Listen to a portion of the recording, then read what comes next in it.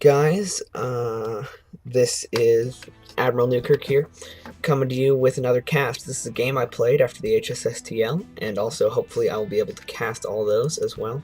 Hush, Nobolith, I'm busy. There we go. So I'll be casting all the HSSTL. I pissed away the last game, as I was saying. I should have gone 3-0 tonight. I went 2-1 because I decided to. This guy, I was up 5 base to 3. This guy had a ton of Broodlords, and so I waltzed in with all of my Thors and assumed I could win, when in fact he had like 9, and they rolled me, and I felt really stupid because I was on higher upgrades and I had more stuff, and if I had just waited for Vikings I would have been fine. But instead I decided to go in and just piss the game away. So here is the next game I played after that. This is against a random diamond player, Tumaja. And we're going to see me open Blue Flame Hellion here, even though he puts down these 2 Spine Crawlers, which I like, by the way. Preemptive Spine Crawling. Spine Crawlers are always good, and they just protect you from any early pressure, which is what you kind of need to do against her. So even though I see these, he didn't position them quite right. He should have positioned one here and then one over here by his ramp, and then walled in with his queen over there, and then he would have been pretty safe from Spine Crawler and from Hellions. Pardon. I like to open Blue Flame Hellion to force roaches, because then I don't have to deal with Ling Bling Muta. I can go with roach, essentially roach support units. I think that's a little bit easier because it's a little harder to transition from. And so I use these Hellions to take map control, and then this is a really late expansion, by the way. I don't normally like to expand this late. I generally go quite a lot earlier. So he actually waltzes in with these roaches and nearly kills me, but I just siege barely in time, and then all these Marines are good. Oh wow, that one 5 kills. He's awesome. So let's look at his base. There's an Overlord party here. These could be spreading creep. Shame on you. And I just thrown on more barracks. This game isn't the most interesting, but it does have a couple of really cool things in it. So I'll try to show you that. You can also see some great roach micro from him. Let's open the production tab. Yeah, so that just got swamped. So I'm up more than 1,000 and the whole unit's lost. Now I'm up less than 1,000, but he's getting a Baneling Nest. I like that. As Zerg, you always want to have as much tech as possible. He actually takes the towers here. That's not good. I know this is here, so we're going to see me fight for it for a little while. So let's go back to production, or APM real quick just to check in. Wow, that's pretty good. So he is getting Tunneling Claws for Roach move, well burrowed, along with Zergling speed at 14-19 in the game. This is some great Roach burrow work, by the way. And so he's going to set up his expansion here.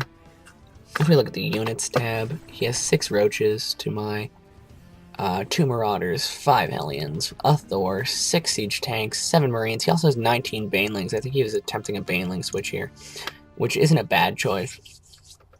Oh, I just killed 20 of his probes.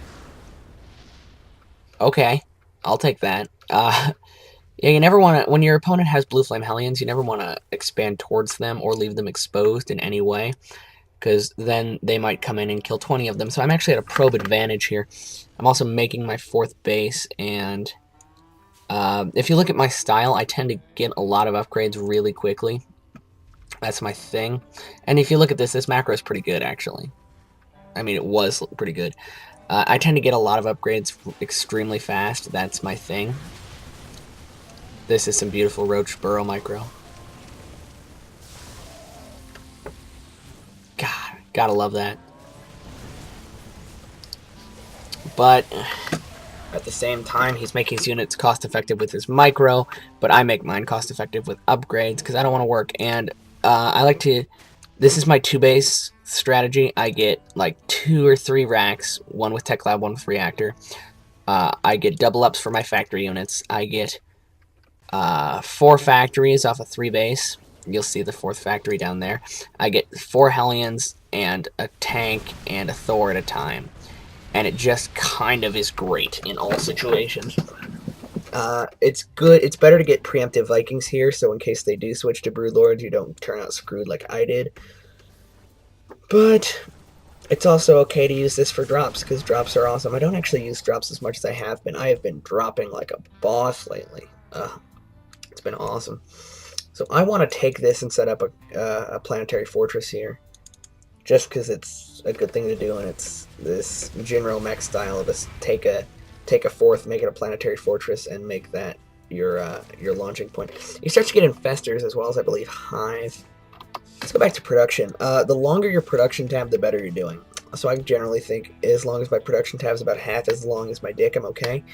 And this is almost that. So we're in a good situation there. At any rate, back to units, I'm way out probing him at this point. I mean, that's bad if you're Zerg. You really want the numbers to be reversed. But the Terran macro machine is unstoppable, I guess. I throw this down to gain. He's been burrowing a lot, and so I want to get ravens. And I have my 3-2 Thor and my O2 Marines.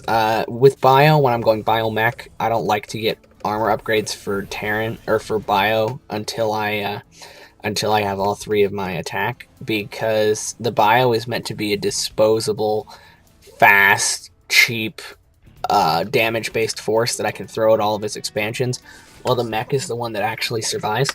So therefore investing in bio armor isn't as important. He kills this really fast, and I feel bad. But the supply disparity is starting to show. I think he still felt really in this. But I can run around with my big scary army and attack him right here, because he has 2-1 and I have 0-2 and 3-3.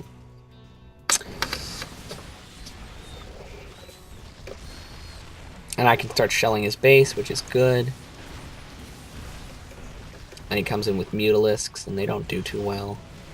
They kill a tank, which is good.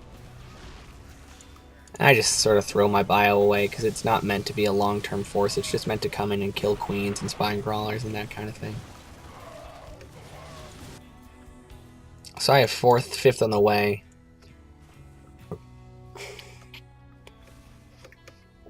I trap a Thor. I know you guys don't want to see that.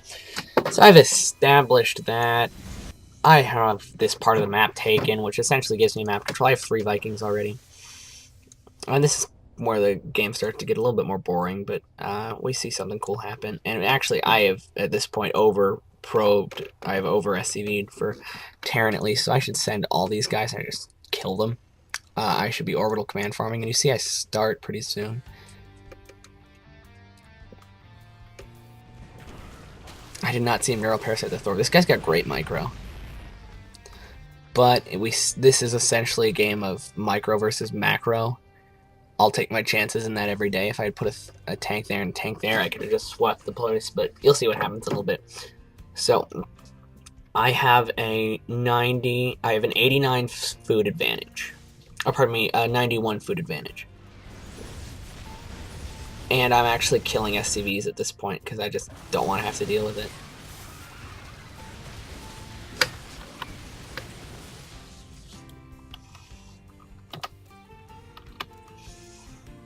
Because I don't need them. But he has 6 Broodlords, which is scary. Does he have Cracklings? No, he doesn't have Cracklings. But he does have 6 Broodlords, but he's only on 2 base. And I actually do want to pause real quick. And I want to look at my map vision here. Here is his map vision. There's my map vision. That's pretty awesome.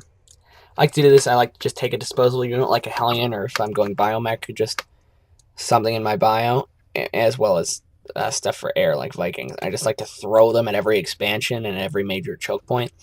And sure, most of them are going to die, but occasionally it's great for just overall map vision. And I love it when I can do this. So I like the fact that the only places I don't see are there and there are essentially his corners. Well, the only places he doesn't see are all the rest of the map. I think that's in my advantage. So let's get back to the game. So he has a bunch of Broodlords, which is big and scary. And actually, if we look at production, I'm making ghosts and nukes. At this point, I'm already into my orbital command stage. Or I'm orbital command farming, and he sends in a bunch of Zerglings, and I die really friggin' fast. So I'm in my orbital command farm stage, which means I'm building a ton of ghosts. And I actually just sack these ghosts, just because they didn't, like, I didn't want them or something. I just sent them up here and intended for them to die. But it's 1, 2, 3, 4, 5, 6 base, with 2 base actually mining versus 1 base. But still, it's 6 base versus 2 base. Let's look at the units again. I've killed enough of my probes now. I have 10 ghosts, and he does something annoying. Stop killing my ghosts. But we're about to see something awesome happen. So I have 3 nukes, so I thought I would do some nuke drops. Because what else to do late game? Actually, we're going to slow this down. Yes, I'm nuking his broodlords. Let's watch. Why don't we actually pause here? Let's go back. And we're going to watch this from his perspective. Okay. Uh-oh, I'm getting dropped. Oh no. Oh no, he's nuking me. Oh, okay. I see the dots. I'm gonna bring over my overseer and it's all gonna be okay. Okay. We're just gonna I see them. I see the ghosts. Alright, I can kill them. I have enough queens. Good. Oh no, a nuke landed. Crap. Well, I should be able to at least launch them up, and queens or ghosts are expensive. Okay. Okay. Alright, I'm just gonna have to attack here. Wait, where are my broodlords? Where'd they go? What? Oh no, wait, where are they? Let's go back and watch what actually happened, shall we? One more. Let's see, where did the broodlords disappear? Here they are. Yes, so they get nuked. This baller ghost kills 11 things. High five, dude. That was awesome. So we killed that many broodlords, and at that point I'm super excited. I'm like, go in. I can win this right now. So with my 112 food advantage, or 121 food advantage, I decided to come in and win. And so we can just watch me roll here. I just thought that broodlord nukage would be pretty sweet. Sure, these are annoying, but then again, Thor's will kill them. 16 kill Thor. There's that Uber Ghost. EGGs. I'm really excited about the fact that I nuked a bunch of broodlords. Come on. That's awesome. He actually has a pretty funny response right here. Yeah, so the game's pretty much over. That's where they went. So, that was the game, guys. Hope you liked it. I'll be casting the HSSTL soon. And thanks for watching me. Don't forget to subscribe.